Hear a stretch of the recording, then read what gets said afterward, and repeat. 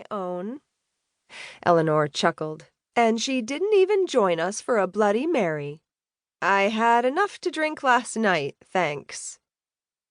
Bianca sat back in the cream armchair and lifted her chin. "I admire a woman who knows when to say no, despite her saying no to me." Ember shot Eleanor a worried glance, and Bianca's housekeeper waved her off, whispering, "She's joking. Mostly. You're fine." Cheyenne headed toward the breakfast cart. Eleanor had rolled into the breakfast room every morning for as long as she could remember.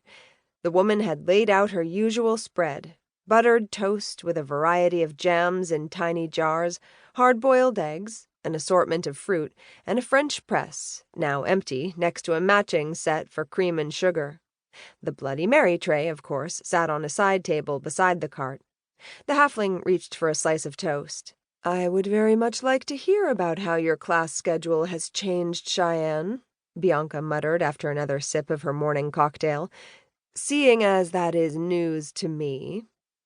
Spreading strawberry jam on her toast, the halfling glanced quickly at her mom, who only stared through the curving wall of windows.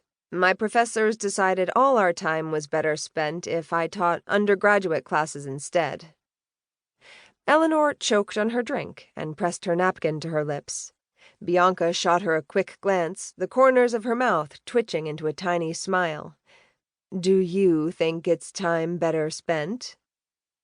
Cheyenne shrugged and took a huge, crunchy bite of toast. It alleviated a lot of scheduling issues. Bianca leaned forward in her chair and turned to look at her daughter for the first time this morning. The halfling hunched over, keeping the crumbs in her mouth, and pulled a napkin from the tray. She didn't speak again until she'd swallowed her food. "Sorry."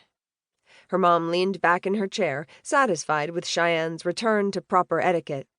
"As long as it works for you, that's what matters." "I always thought you should have been teaching those classes anyway," Eleanor added, twirling her straw in her Bloody Mary. "I could teach my own graduate classes." Cheyenne caught Ember's amused glance and forced herself to look out the window to keep from laughing. "Right now, I'm teaching stuff I learned halfway through high school, but it'll get me my degree, so I was fine with making the change." "Not happy with it?" Bianca took another sip of her drink. "Not quite, but it's better than nothing.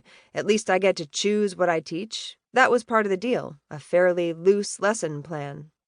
"I'm glad it's working for you." Nodding, Bianca returned the majority of her attention to the view. Cheyenne didn't miss the slight flare of her mom's nostrils as the woman's gaze once again fell to the huge scar of jagged black stone jutting toward the house from the tree line. The halfling looked across the acres of well-manicured lawn Bianca called her backyard and studied the fro agents who'd camped out there overnight.